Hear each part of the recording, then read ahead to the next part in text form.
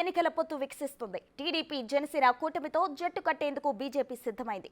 BJP అగ్రనేతలు Amit Shah, JP నడ్డాలతో Chandrababu, Pawan Kalyan చర్చలు జరిపారు. NDA కూటమి 400కు పైగా సీట్లు టార్గెట్ పెట్టుకున్న బీజేపీ ఆ దిశగా మరో అడుగు వేసింది. ఏపీలో సీట్ల సర్దుబాటుపై అమిత్ షా, నడ్డాలు చంద్రబాబు జనసేనానితో చర్చించినట్టు తెలుస్తుంది. ఇప్పటికే జనసేనకు 3 లోక్సభ, 24 అసెంబ్లీ స్థానాలు కేటాయించారు. మిగిలిన స్థానాలకు అభ్యర్థులను ఎంపిక చేయాల్సి ఉండగా బీజేపీకి కేటాయించే సీట్ల అంశంపైనే కసరత్తు జరిగింది.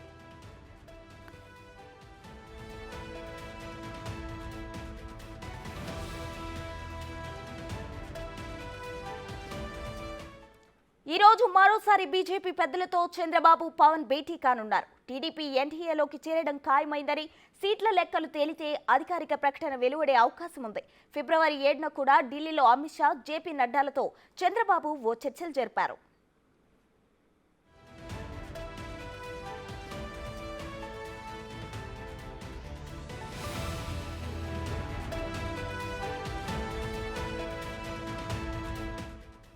బీజేపీకి 2014 ఎన్నికల్లో 4 ఎంపీ, 13 అసెంబ్లీ స్థానాలు కేటాయించారు.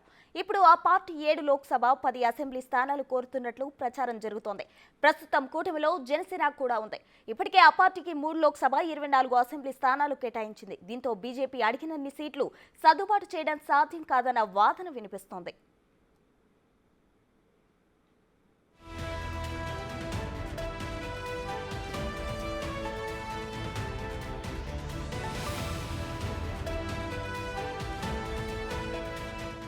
మరోవైపు అమిత్ షా, నడ్డాతో రాష్ట్ర బీజేపీ నేతలు కూడా సమావేశమయ్యారు. ఏపీలో ఎన్ని సీట్లకు పోటీ చేయాలన్న విషయంపై చర్చించారు. విజయ అవకాశాలు ఉన్న సీట్ల గురించి స్పష్టమైన అంచనాకు రావాలని ఆదేశించారు.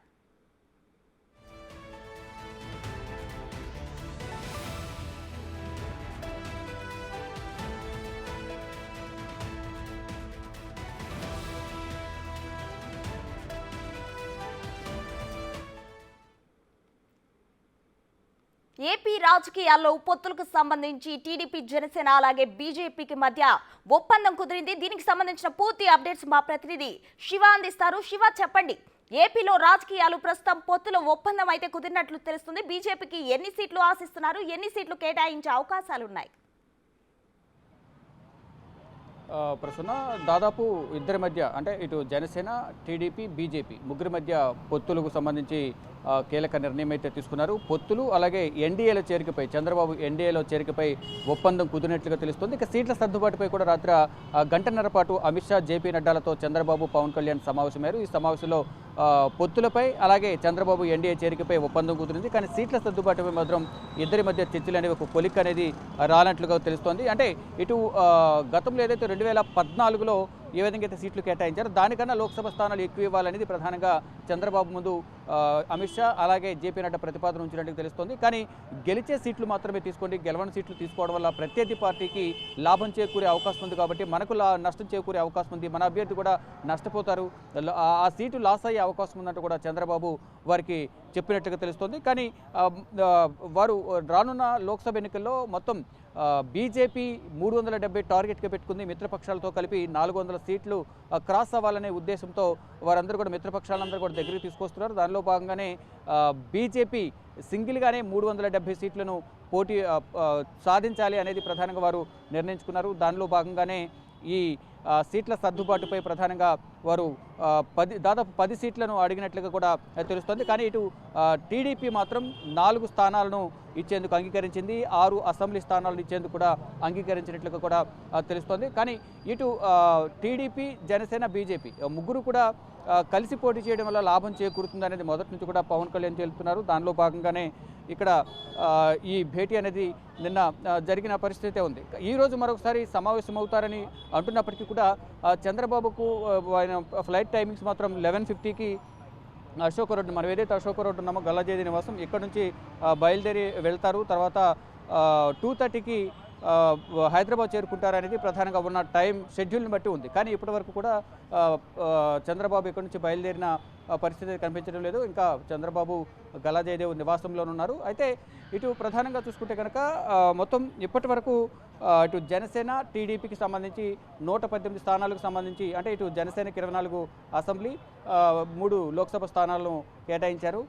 మరోవైపు ఇటు బీజేపీకి కూడా అంటే పొత్తులో ఉంటుంది కాబట్టి దానికి సంబంధించి కూడా రెండవ జాబితాలో 3 పార్టీలకు సంబంధించి కూడా జాబితాను ప్రకటించే అవకాశం కనిపిస్తుంది. ఇప్పుడు ప్రధానంగా మనకు తాజాగా అందుతున్న సమాచారం ప్రకారం చూసుకుంటే కనుక జనసేన బీజేపీ రెండు కూడా పోటీ చేసే లోక్సభ స్థానాలను ఒకసారి మనం చూస్తే కనుక అరకు, అనకాపల్లి, రాజమండ్రి, నర్సాపురం, మచిలీపట్నం, తిరుపతి, రాజంపేట ఈ స్థానాల్లో బీజేపీ జనసేనకు కేటాయించినట్లు తెలుస్తుంది. కానీ ఇటు బీజేపీ మాత్రం మరికొన్ని స్థానాలను కూడా అడుగుతున్నట్లుగా కూడా ప్రధానంగా తెలుస్తోంది. అంటే ఇటు విజయవాడ కూడా కావాలి, మరోవైపు ఏలూరు కూడా వారికి ఇవ్వాలనేది ప్రధానంగా బీజేపీ డిమాండ్ చేస్తుంది. దానిలో భాగంగానే అక్కడ పరిస్థితులు ఏ విధంగా ఉన్నాయి, ఏ పార్టీకి అనుకూలంగా ఉంది, అక్కడ కేడర్ ఎక్కడ ఎవరికి అనుకూలంగా ఎక్కువగా ఉంది అనేది ప్రధానంగా చూసుకుని దాన్ని బట్టి సీట్లు కేటాయిస్తున్న పరిస్థితి కనిపిస్తోంది. దానిలో భాగంగానే గెలిచే సీట్లను మాత్రమే బీజేపీకి ఇస్తాము, గెలవని సీట్లు ఇవ్వడం వల్ల ముగ్గురు కూడా లాస్ అయ్యే అవకాశం ఉందంటూ కూడా చంద్రబాబు, జేపీ నడ్డా, అమిత్ షాలతో చెప్పినట్లుగా తెలుస్తోంది. ప్రసూన శివ, ప్రధానంగా ఎంపీ టికెట్ల విషయంలోనే బీజేపీ ఎక్కువ పట్టు పట్టడానికి కారణాలు ఏమంటారు?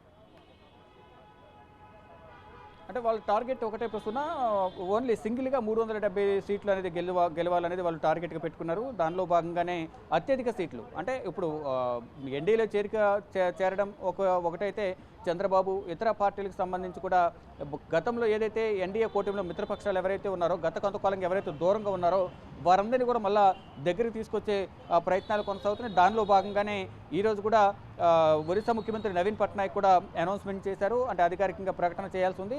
దానికి సంబంధించి 14 సంవత్సరాల తర్వాత అంటే 14 సంవత్సరాల ముందు ఎన్డీఏలో ఒక మిత్రపక్షం ఉన్నారు. కానీ అప్పుడు 14 సంవత్సరాల నుంచి కూడా ఇద్దరు కూడా వేరువేరుగా అంటే సపోర్ట్ చేసుకున్నప్పటికీ కూడా మిత్రపక్షంగా లేని పరిస్థితి అయితే ఎన్డీఏలో మిత్రపక్షంగా లేరు. ఇప్పుడు మళ్ళీ ఎన్డీఏలో చేరుతున్నట్లుగా కూడా ఒక ప్రకటన అయితే విడుదల చేసినట్టుగా తెలుస్తోంది. ఈ నేపథ్యంలో ఇటు చంద్రబాబు కూడా అంటే ప్రతి ఒక్కరిని గతంలో అటల్ బిహారీ వాజ్పేయి ఉన్న సమయంలో ఎవరైతే ఎన్డీఏలో మిత్రపక్షంగా కూటమిలో ఎవరైతే ఉన్నారో వారందరినీ మళ్ళీ దగ్గరికి తీసుకొచ్చేందుకు ప్రయత్నాలు చేస్తున్నారు అమిత్ షా, మోడీ ద్వారా. దానిలో భాగంగానే ప్రతి ఒక్కరిని కూడా ఎన్డీఏలోకి ఆహ్వానిస్తున్నారు. ఎన్డీఏలోకి ఆహ్వానించడం ద్వారా మూడోసారి గెలుపులో అందరి భాగస్వామ్యంతో 400 సీట్లు క్రాస్ చేయాలి. మిత్రపక్షం నుంచి తీసుకున్న సీట్లతో 370 సీట్లు అనేవి అంటే సింగిల్గా బీజేపీ సాధించాలనే ఉద్దేశంతోనే అందరితో పొత్తులు పెట్టుకుంటున్నారు.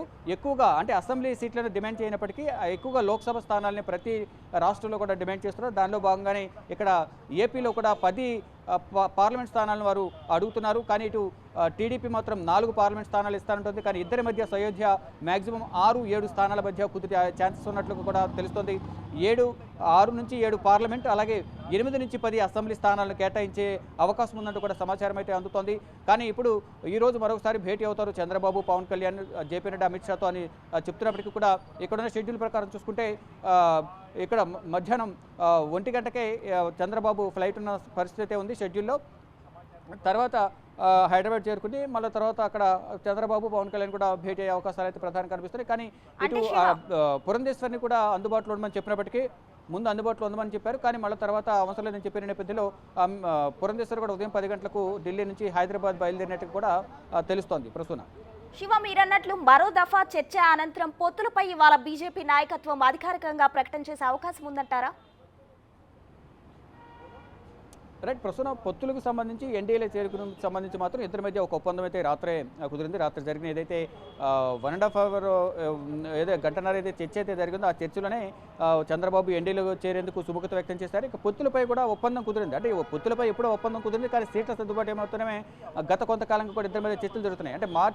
అంటే గత నెల ఫిబ్రవరి 7వ తేదీన ఢిల్లీ పర్యటనకు వచ్చారు చంద్రబాబు. మళ్ళా నిన్న మార్చి 7వ తేదీన దాదాపు నెల వ్యవధిలో రెండవసారి పర్యటనకు వచ్చారు. ఈ నెల వ్యవధిలోనే ఇటు పార్టీకి సంబంధించిన బీజేపీ రాష్ట్ర నాయకత్వంతో కూడా బీజేపీ అధిష్టానం వారితో చర్చలు జరిపి పొత్తులు వెళ్తే ఏ విధంగా ఉంటుంది, పొత్తు లేకుండా ఉంటే ఏ విధంగా ఉంటుంది, మొత్తం అన్ని నియోజకవర్గాలకు సంబంధించి అభ్యర్థులకు లిస్ట్ అనేది తయారు చేయాలని తెలిపిన నేపథ్యంలో వారు ఒక నివేదికను తయారు చేసి గత 3 రోజుల క్రితం జరిగిన కోర్ గ్రూప్ సమావేశంలో సోమవీర్రాజు అలాగే పురంధేశ్వరి కూడా ఒక లిస్టును అయితే వారికి ఇచ్చినట్టుగా తెలుస్తుంది. దాని ఆధారంగానే మెయిన్ ఎక్కడైతే పార్టీ బలంగా ఉందో అక్కడ సీట్లను అడిగినట్టుగా తెలుస్తుంది. ఇద్దరి మధ్య అయితే సీట్ల సర్దుబాటుపై మాత్రం ఇంకా చర్చలు కొలికి రాలేదు. ఈ రోజు దానికి సంబంధించి కొలికి వచ్చిన తర్వాత అధికారిక ప్రకటన చేసే అవకాశం కనిపిస్తుంది. మరోవైపు ఎన్డీఏలో ఎప్పుడు చేరాలి అనే దానిపై కూడా ఒక ముహూర్తం అయితే ఖరారు చేసే అవకాశం. మొత్తంగా చూసుకుంటే పొత్తులు అలాగే సీట్ల సర్దుబాటు ఎన్డీఏలో చేరికపై మాత్రం మొత్తం ఏకాభిప్రాయం కుదిరింది. ఇంకా సీట్ల సర్దుబాటుపై మాత్రమే 1-2 సీట్ల మధ్య చర్చలు అనేది ఏకాభిప్రాయంకి రాలేదు. ఆ ఏకాభిప్రాయంపై ఏకాభిప్రాయానికి ఈరోజు వచ్చే అవకాశం కనిపిస్తుంది. అధికారిక ప్రకటన కూడా ఈరోజు సాయంత్రం లేదా రేపు చేసే ఛాన్స్ అయితే ఎక్కువగా కనిపిస్తూ ఉన్నాయి. Prasuna. Right, thank you Shiva.